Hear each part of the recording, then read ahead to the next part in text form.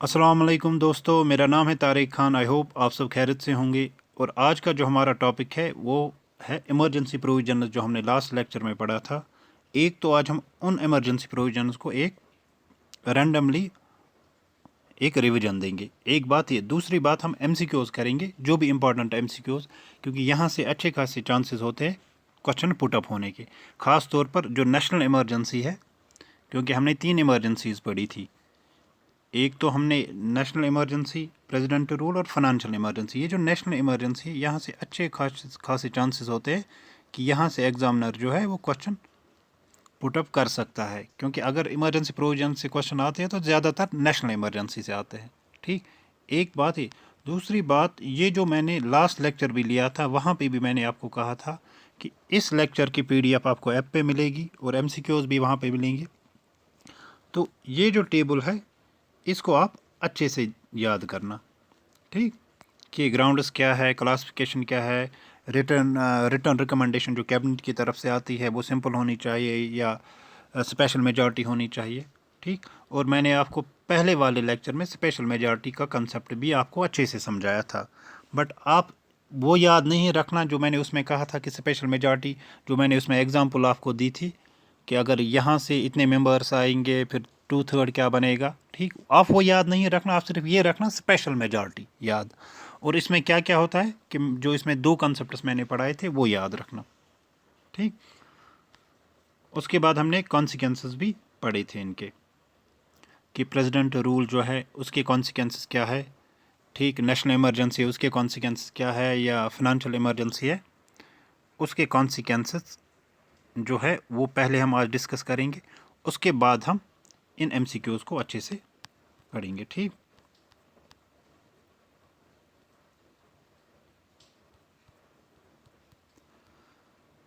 देखिए दोस्तों, financial emergency जब इम्पोज की जाती है, ठीक, और इसको कौन करता है, that is president of India. और ग्राउंड्स क्या है इसके लिए? ग्राउंड्स यही है कि जब भी प्रेसिडेंट ऑफ इंडिया को ये लगेगा कि ऐसी सिचुएशन अराइज हुई कि फाइनेंशियल स्टेबिलिटी जो इंडिया की है वो थ्रेट में है, उस टाइम पे ये फाइनेंशियल इमरजेंसी लगाई जा सकती है। अब दोस्तों हमने यहाँ पे 3 इमरजेंसी देखी, नेशनल इमरजेंसी, प्रेसिडेंट रूल जिसको हम स्टेट इमरजेंसी भी कहते हैं, कॉन्स्टिट्यूशनल इमरजेंसी भी कहते हैं, और है फाइनेंशियल इमरजेंसी। ठीक, फाइनेंशियल इमरजेंसी के कॉन्सिक्वेंसेस क्या होते हैं, मतलब इसके असरात क्या पड़ेंगे जब ये एक्सरसाइज में होगी। देखिए, president can give directions for reduction of salaries including जजेस एंड अदर कॉन्स्टिट्यूशनल अथॉरिटीज। कि जब फाइनेंशियल इमरजेंसी इन्फोर्स में होगी उस टाइम पे प्रेसिडेंट ये डायरेक्शन दे सकता है कि जो सैलरीज है गवर्नमेंट एम्प्लॉयज़ की, जैसे इंक्लूडिंग जजेस या अदर कॉन्स्टिट्यूशनल अथॉरिटी जो है उनके एम्प्लॉय जो है उनकी सैलरीज को रिड्यूस करो, कम करो। ठीक, या reservation of all money bills और financial bills for the consideration of president. या मनी बिल जो होती है, ठीक, चाहे वो स्टेट लेजिस्लेटिव असेंबली में हो चाहे वो पार्लियामेंट में हो, उनको रिकन्सिडर करो या उनको फिलहाल पास मत करो आप। या फाइनेंशियल बिल जो होती है, direction to state observe canons of financial property. और स्टेट्स को भी प्रेसिडेंट डायरेक्शन दे सकता है कि यहाँ यहाँ इन चीज़ों पे, ताकि जिस इन चीज़ों पे आप ये स्टेप्स ले लो ताकि इंडिया की जो फाइनेंशियल क्रेडिबिलिटी है या इकोनॉमिक कंडीशन है वो सर्वाइव कर पाए और अपने ट्रैक पे आ जाए। मतलब यहाँ पे भी directions central government state government को दे सकता है। Continuation of laws on state list, no laws are enacted on state list. यानी यहाँ पे आप इतना ये समझो यहाँ पे कि जो हमने बाकी इमरजेंसीज पे देखा कि लेजिस्लेटिव पावर्स या एग्जीक्यूटिव पावर्स पे सेंटर का कंट्रोल आ जाता है during emergency, but financial emergency के टाइम पे ऐसा कुछ नहीं होता है। सिर्फ यहाँ पे जो फाइनेंशियल स्फीयर होता है स्टेट्स का, उन पे प्रेसिडेंट स्टेट गवर्नमेंट को डायरेक्शंस दे सकता है, बस ये। और ये इमरजेंसी उतनी इंपॉर्टेंट भी नहीं है, आप सिर्फ इसमें आर्टिकल 360 याद रखना। और ये पहला वाला प्रेसिडेंट, ये पहला वाला कि प्रेसिडेंट डायरेक्शंस दे सकता है कि रिड्यूस करो सैलरी, चाहे वो जजेस हो या अदर कॉन्स्टिट्यूशनल अथॉरिटीज़ के एम्प्लॉयज़ हो। और इसकी इम्पोशन अभी तक नहीं हुई है कभी इंडिया में, फाइनेंशियल इमरजेंसी अभी तक लगाई नहीं गई है। इवन की जो फाइनेंशियल क्राइसिस हो गई 1991 में, कहाँ पे, इंडिया में, तब भी ये फाइनेंशियल इमरजेंसी नहीं लगाई गई। ठीक, तो उसके बाद हमने क्या देखा, 1991 के बाद एलपीजी पॉलिसी आई, लिबरलाइजेशन, प्राइवेटाइजेशन एंड ग्लोबलाइजेशन। खैर इकॉनमी का टॉपिक है तो हमें यहाँ पे सिर्फ पॉलिटी पढ़नी है। अब दोस्तों हमने 3 इमरजेंसीज देखी, नेशनल इमरजेंसी हमने देखा, प्रेसिडेंट रूल हमने देखा, फाइनेंशियल इमरजेंसी। अब आपके लिहाज से और कौन सी इमरजेंसी होनी चाहिए, मतलब इंडिया के पॉलिटिकल सेटअप में? ठीक, कमेंट बॉक्स में आप अपना ओपिनियन लगाना, ठीक, कौन कौन सी इमरजेंसी होनी चाहिए। अगर मेरा ओपिनियन मांगा जाएगा तो मैं कहूँगा हेल्थ इमरजेंसी होनी चाहिए, ठीक, क्योंकि कॉन्स्टिट्यूशनली हेल्थ इमरजेंसी, इंडिया के कॉन्स्टिट्यूशन में हेल्थ इमरजेंसी का प्रोविज़न नहीं है, क्योंकि हमने देखा जो प्रोविजंस ऑफ इमरजेंसी प्रोविजंस है इंडियन कॉन्स्टिट्यूशन में वो है 3, फाइनेंशियल इमरजेंसी, प्रेसिडेंट रूल और नेशनल इमरजेंसी। ठीक, तो चलिए अब हम करते हैं MCQs।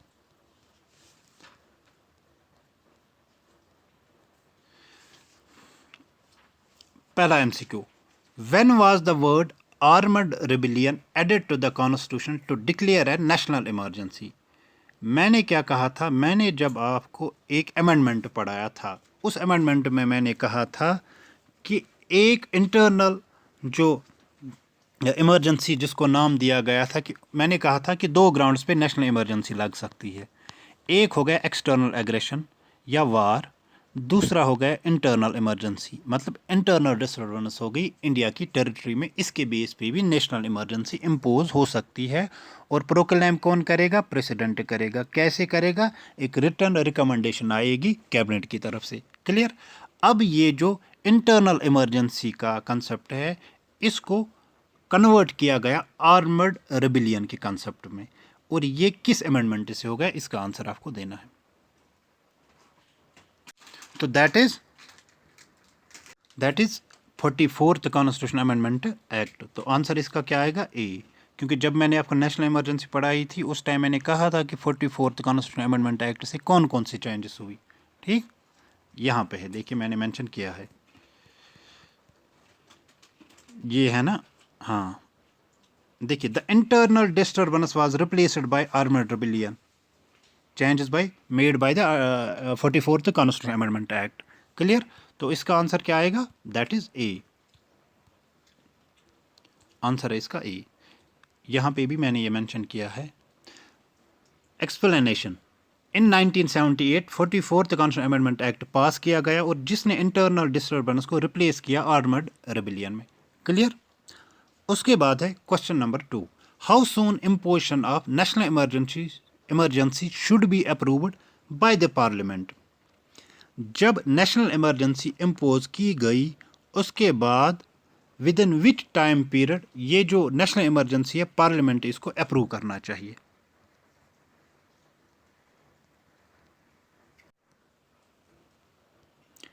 तो आंसर क्या आएगा इसका? मार्क करो या कमेंट सेक्शन में इसका जवाब दे दो। तो आंसर आएगा इसका ए, विद इन 1 मंथ अप्रूव करना चाहिए। क्लियर? तो यहाँ पे है आंसर। देखिए, एक्सप्लेनेशन है इस क्वेश्चन के, इनिशियली जो अप्रूवल पीरियड रखा गया था कि पार्लियामेंट को किस टाइम तक इसको अप्रूव करना था, वो 2 मंथ रखा गया था, लेकिन जब 44th कॉन्स्टिट्यूशन अमेंडमेंट एक्ट आया उससे 1 मंथ किया गया इसको, कि विद इन 1 मंथ पार्लियामेंट को इस नेशनल इमरजेंसी को अप्रूव करना चाहिए और करनी चाहिए। ठीक, उसके बाद है question number 3, if the announcement of national emergency has been approved by the both the houses of parliament, how long will it be effective? मतलब वनस कि एक बार जब पार्लियामेंट ने नेशनल इमरजेंसी को अप्रूव किया उसके बाद ही कब तक इफेक्टिव रह सकती है? यहाँ पे 1 मंथ, 2 मंथ, 6 मंथ, 3 मंथ्स। देखिए, मैंने जब आपको नेशनल इमरजेंसी पढ़ाया था मैंने कहा था कि एक बार अप्रूव किया उसके बाद ये कब तक रह सकती है? 6 महीने तक। उसके बाद 6 महीने के बाद इसको अप्रूव करते रहना है, और ये नेशनल इमरजेंसी एक्सटेंड हो सकती है इनडेफिनाइट पीरियड के लिए। क्लियर? लेकिन 6 महीने के बाद इसको अप्रूव करना है। तो यहाँ पे आंसर क्या आएगा? 6 मंथ। तो आंसर है इसका सी। देखिए, यहाँ पे मैंने इसका आंसर मेंशन किया है, दैट इज, और एक्सप्लेनेशन भी है कि if the announcement of national emergency has been approved by both the houses of parliament it will continue for 6 months but it should be re approved after every 6 months.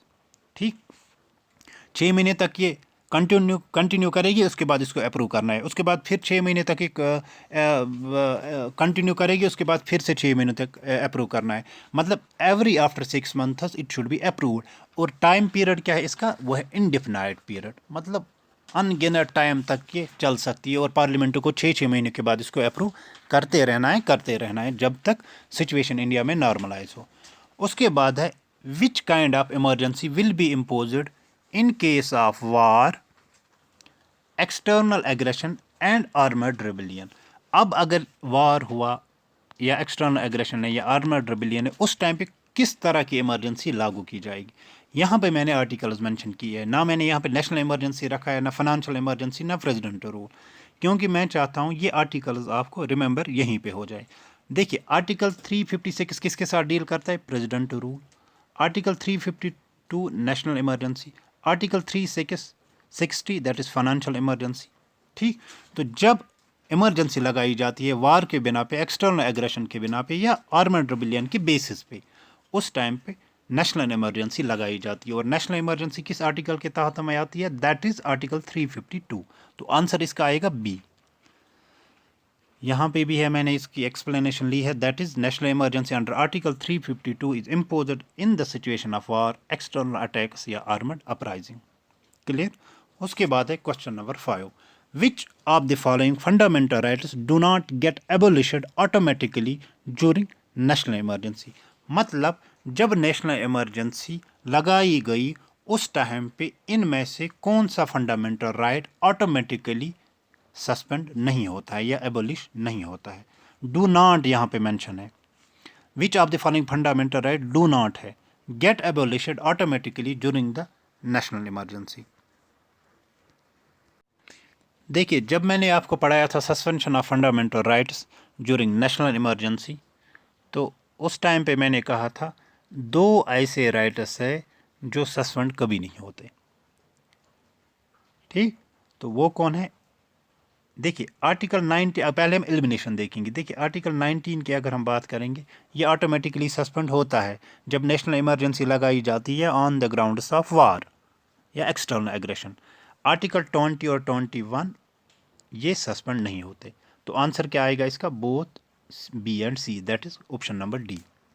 ठीक, तो यहाँ पे है in case of national emergency fundamental rights under article 20, यानी article 20 deal किसके साथ करता है, protection in respect of conviction and offences. और article 21 that is right to life and personal liberty. जब मैंने आपको एफआर पढ़ाया था वहाँ फंडामेंटल राइट्स, वहाँ पे right to forgotten, right to privacy, वो इश्यूज भी मैंने डिस्कस किए थे, उनको याद करो।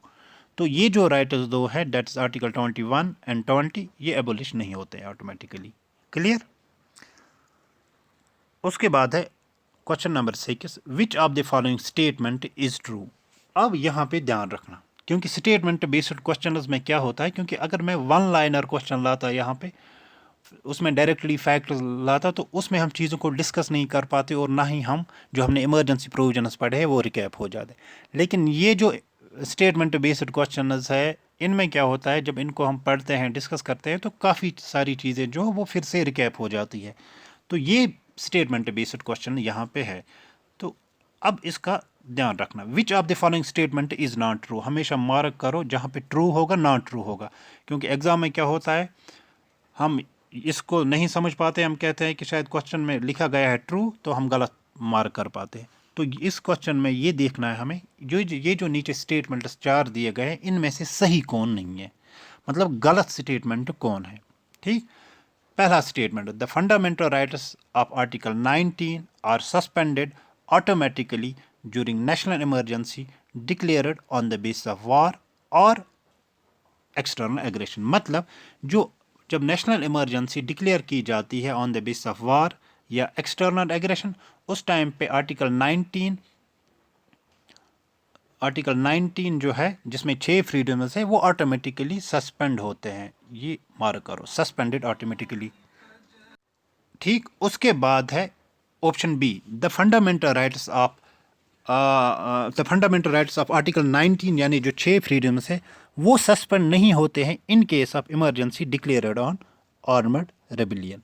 ठीक, मतलब ये जो 9 फ्रीडम्स है फंडामेंटल राइट्स में अंडर आर्टिकल 19, ये सस्पेंड नहीं होते हैं अगर नेशनल इमरजेंसी डिक्लेयर की जाएगी on the basis of armed rebellion. क्योंकि दो तरह के कंडीशंस पे नेशनल इमरजेंसी लगाई जा सकती है, एक होता है आर्मड रेबिलियन और नेशनल इमरजेंसी। उसके बाद है option C, article 19 automatically revives when the national emergency is over, यानी जब नेशनल इमरजेंसी ख़त्म हो जाती है उसके बाद आर्टिकल 19 फिर से रिव्यू हो जाता है, फिर से अपनी नॉर्मल कंडीशन में आ जाता है। उसके बाद है option number D, that is when a national emergency is enforced, जब एक नेशनल इमरजेंसी ऑपरेशन में होगी, चल रही होगी, फोर्स में होगी, जो फंडामेंटल राइट्स होते हैं अंडर आर्टिकल 19 ये रिपील किए जाते हैं, मतलब सस्पेंड किया जाता है इनको बाय प्रेसिडेंशियल ऑर्डर। अब सोच समझ के मैं आपको फिर से, आप वीडियो को पॉज करो और इसका आंसर दे दो। वेट करता हूं, आप इसका आंसर मुझे दे दो। देखिए, अब हम यहाँ पे एलिमिनेशन करेंगे। मैंने क्या और डिस्कस भी करेंगे इन एमसीक्यूज को। मैंने पहला कहा कि इनमें से सही कौन नहीं है, हमें वो देखना है। पहला है the fundamental rights of article 19 are suspended automatically during the emergency declared on the basis of war और एक्सटर्नल एग्रेशन। मतलब आर्टिकल 19 में जो 6 फ्रीडम्स है ड्यूरिंग नेशनल इमरजेंसी जब डिक्लेयर की जाती है on the base of war या एक्सटर्नल एग्रेशन के बेस पे, ये ऑटोमेटिकली सस्पेंड हो जाते हैं। सही है, ये गलत नहीं है। क्यों? क्योंकि मैंने कहा कि आर्टिकल 19 के जो 6 फ्रीडम्स है वो सस्पेंड होते हैं जब नेशनल इमरजेंसी डिक्लेयर की जाती है on the base of external aggression या वार। अगर आर्मड रिबिलियन के बेस पे नेशनल इमरजेंसी डिक्लेयर की जाएगी उस टाइम आर्टिकल 19 सस्पेंड नहीं होता है। यही कहा था ना। अब इस ऑप्शन में मेंशन है वार और एक्सटर्नल एग्रेशन, मतलब हाँ किए जा सकते हैं इस टाइम पे सस्पेंड, और ये ऑटोमेटिकली सस्पेंड होते हैं। क्लियर? उसके लिए मैंने अलग से आर्टिकल पढ़ाया था, उसको रिकैप करो।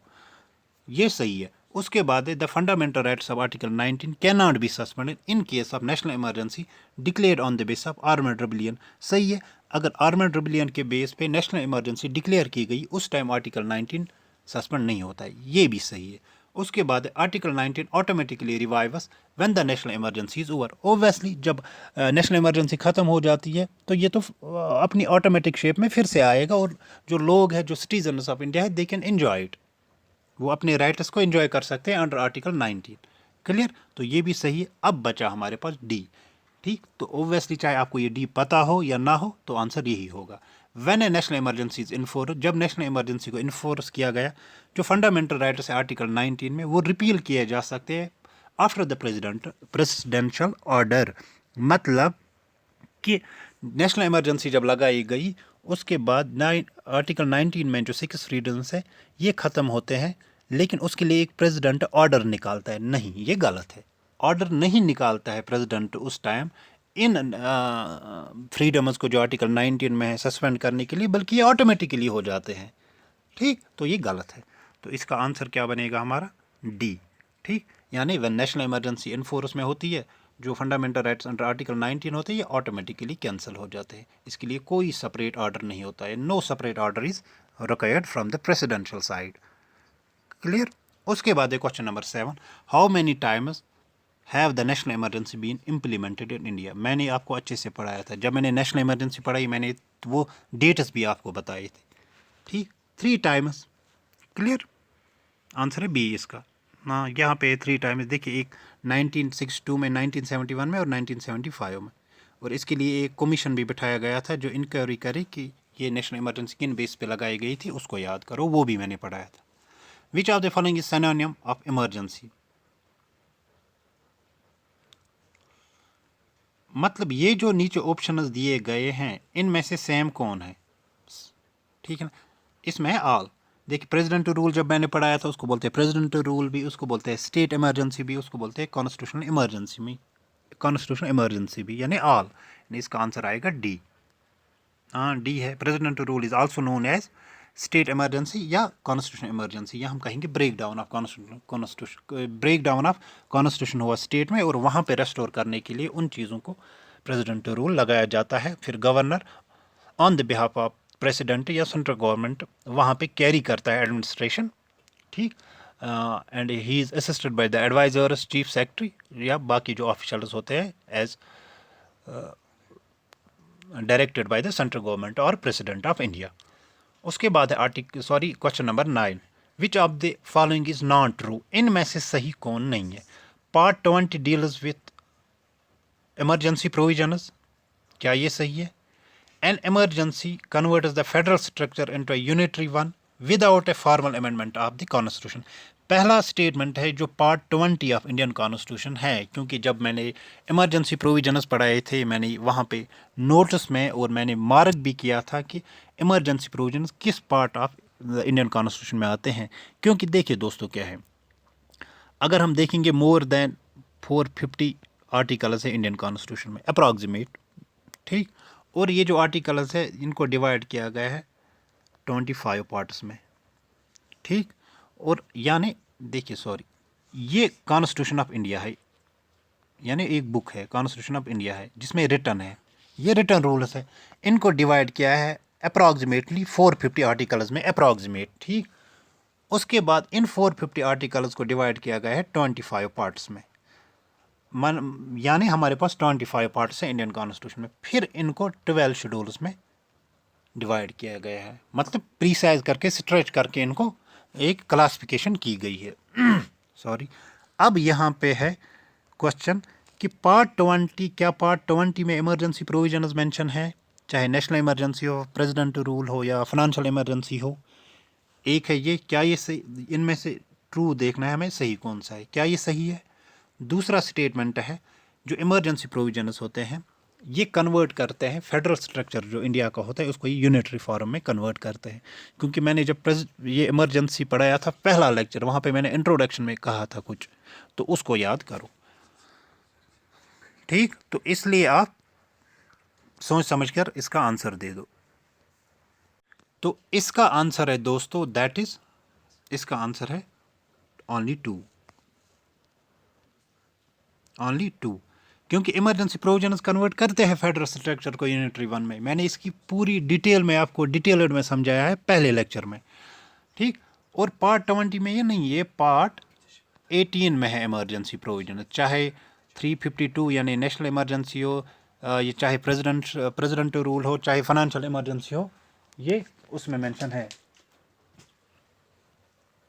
ठीक। तो पहला वाला गलत है, हमें देखना है ट्रू कौन सा है, that is option 2, that is option B आएगा, क्योंकि 2 यहीं पे है, देखिए, हाँ, only 2। The emergency provisions are contained in the part 18 of the Constitution. From Article A, it converts federal structure into unitary one without formal amendment.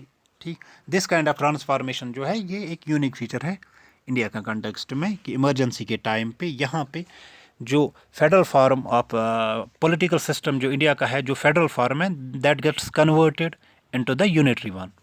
Clear, चलिए उसके बाद है question number 10। National emergency remains in operation with approval of parliament for, एक national emergency जब approve की गई parliament ने उसके बाद ये कब तक रह सकती है ऑपरेशन में, ठीक। इसका आंसर आपको देना है। अब यहाँ पे आप कंफ्यूज हो जाओगे, इसलिए सोच समझ कर देना। मैं फिर से रिपीट कर रहा हूँ, एक बार मैं कह रहा हूँ फिर से, वंस एक बार पार्लियामेंट ने नेशनल इमरजेंसी को अप्रूव किया, उसके बाद कब तक ये रह सकती है, जब तक इसको अप्रूव करने की ज़रूरत नहीं है। अब आंसर है इसका 6 मंथ्स।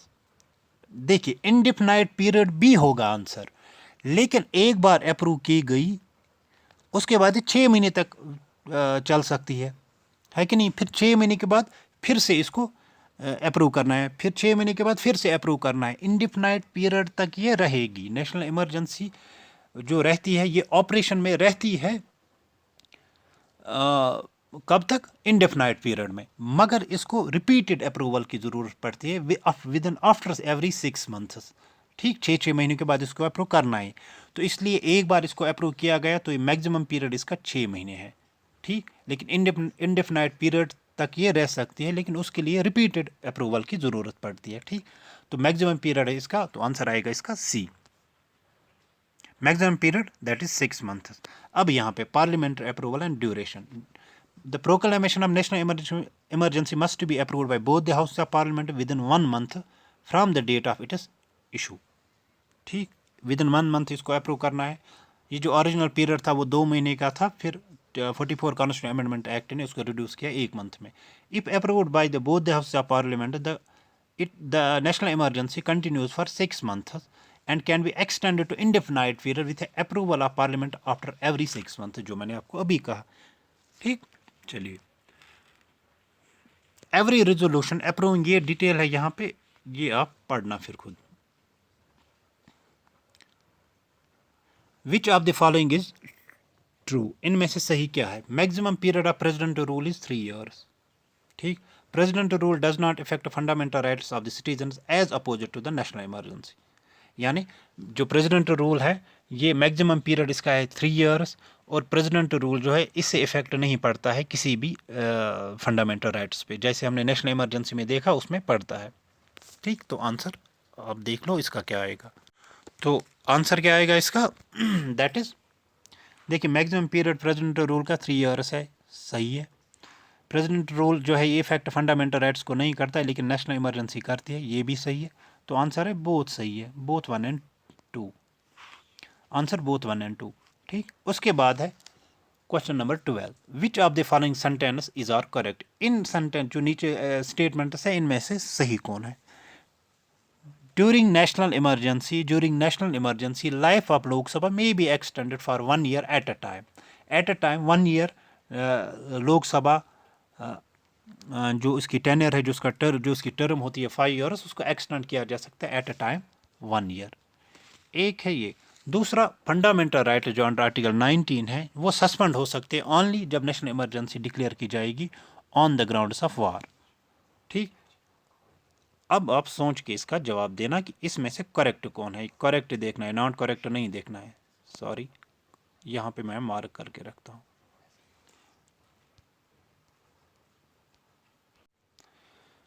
तो क्या आएगा इसका आंसर? देखिए, ड्यूरिंग नेशनल इमरजेंसी जो लाइफ ऑफ लोकसभा होती है वो एक्सटेंड होती है 1 year एट अ टाइम। मतलब जो नॉर्मल टेन्योर होती है लोकसभा की 5 years, that can be extended up to 1 year at a time. मतलब एक टाइम पे 1 year उसको कर सकते हैं एक्सटेंड।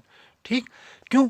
क्योंकि जब नेशनल इमरजेंसी होगी उस टाइम पे ना तो इलेक्शन के लिए फुर्सत होती, क्योंकि कंडीशन होती है कंट्री में ख़राब, क्योंकि यूनिटी, सॉवरेंटी, इंटीग्रिटी, आप इंडिया को बचाना होता है, नॉर्मलाइज सिचुएशन करनी पड़ती है। अब उस टाइम पे क्या नए से इलेक्शन करेंगे, नई लोकसभा को चुनने के लिए उतना टाइम नहीं होता है, क्योंकि सिचुएशन को नॉर्मलाइज करना पड़ता है। इसलिए उस टाइम पे जो लोकसभा होता है उसकी टेन्योर जो होती है, टर्म जो होती है 5 years, उसको एक्सटेंड किया जा सकता है 1 year एट अ टाइम। ये सही है। ठीक, उसके बाद है जो फंडामेंटल राइट्स अंडर आर्टिकल 19 है वो सस्पेंड होते हैं कब? जब नेशनल इमरजेंसी लगाई जाएगी ऑन द ग्राउंड्स ऑफ वार। क्योंकि हमने देखा नेशनल इमरजेंसी लगाई जाती है 2 ग्राउंड्स पे। एक होता है वार, एक्सटर्नल एग्रेशन हो कुछ, या एक्सटर्नल थ्रेट हो कुछ किसी फॉरेन स्टेट से।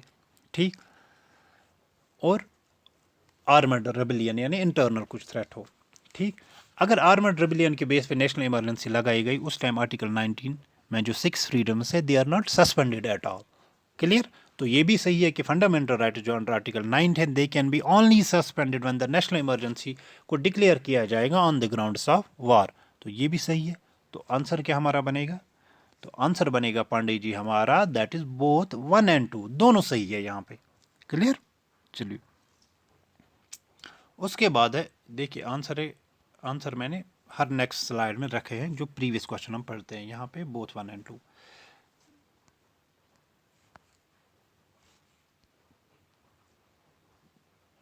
उसके बाद है question number 13, which of the following is true regarding the effect of national emergency on central state relation.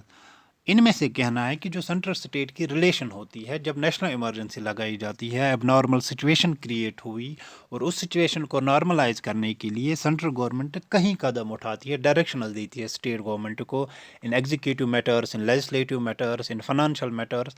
लेकिन जब नेशनल इमरजेंसी लगाई जाएगी उस टाइम पे हमें देखना है इन स्टेटमेंट्स में कि सही क्या है, कि सेंट्रल स्टेट रिलेशन की जो एक फैब्रिक है यहाँ पे क्या क्या चेंजेस आ सकती है। During normal times, the president has power to give direction to the states on all matters.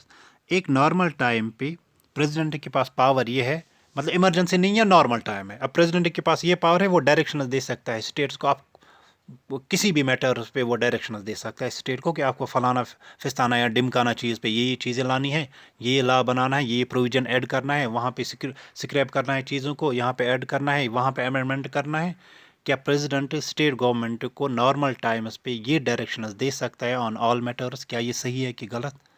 ठीक, एक चीज़ आप ये देख लो, question option number two statement two, that is during emergency legislative power of the state legislature is suspended.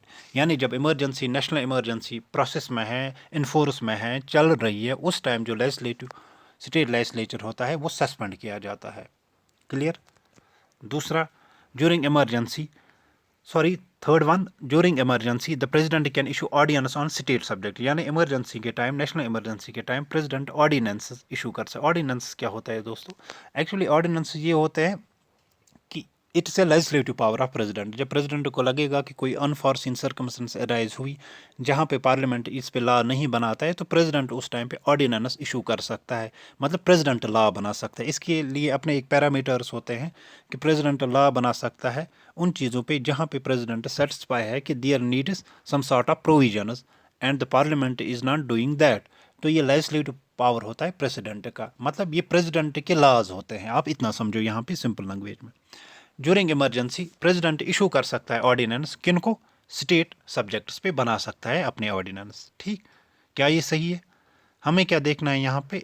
True क्या है, क्योंकि ऊपर क्वेश्चन में मेंशन है which of the following is are true, यहाँ पे है। During emergency president may modify distribution of financial resources between the centre and state. Emergency के टाइम पे प्रेसिडेंट मॉडिफाई कर सकता है, मतलब चेंज ला सकता है जो फाइनेंशियल रिलेशन है, जो स्टेट्स को फंड्स दिए जाते हैं, रिसोर्सेज दिए जाते हैं, उसमें चेंजेस ला सकता है। अब आप सोच समझ कर इसका जवाब दे दो। अब देखिए दोस्तों, during normal times the president has power to give directions to the states on all matters.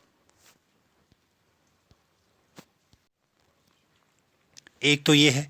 अब यहाँ पे हम एलिमिनेशन टेक्निक करेंगे। देखिए, हमने देखा था जब नेशनल इमरजेंसी होती है उस टाइम पे जो लेजिस्लेटिव पावर होता है, जो लेजिस्लेचर होता है, स्टेट लेजिस्लेचर, वो सस्पेंड नहीं होता है। ऑल दो मैंने जब नेशनल इमरजेंसी पढ़ाया था, मैंने कहा था नेशनल इमरजेंसी पार्लियामेंट एम्पावर होता है कि वो लॉ बना सकता है any subject mention in the state list. और मैंने ये भी कहा था कि जो लेजिस्लेटिव पावर होता है, जो लेजिस्लेटिव पावर होता है स्टेट लेजिस्लेचर को, वो सस्पेंड नहीं होता है, बट पार्लियामेंट पावरफुल हो जाता है, सेंट्रल गवर्नमेंट पावरफुल हो जाती है। प्रेसिडेंट या सेंट्रल गवर्नमेंट या पार्लियामेंट के ओवर राइडिंग पावर्स होते हैं इस स्टेट लेजिस्लेचर पे, बट सस्पेंड नहीं होता है स्टेट लेजिस्लेचर। मैंने ये वहाँ पे कहा था। तो यहाँ पे एक हमने देखा during national emergency, during emergency the president can during emergency legislative power of the state legislature is suspended.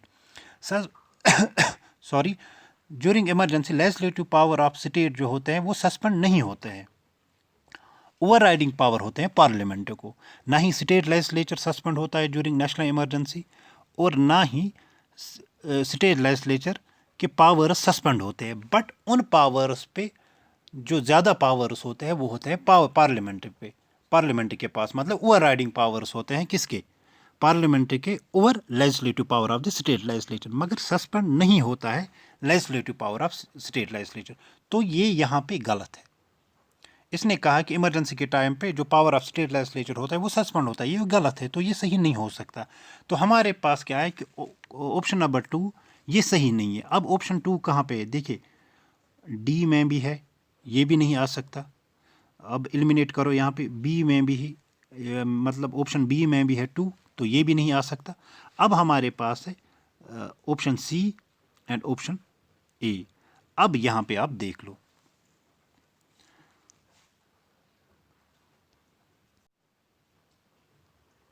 देखिए मैंने कहा कि ये गलत है। कौन? ये जो हमने अभी डिस्कस किया। अब ये ऑप्शन 2 है, ऑप्शन 2 डी में है और ए में है, मतलब ये आंसर नहीं हो सकते।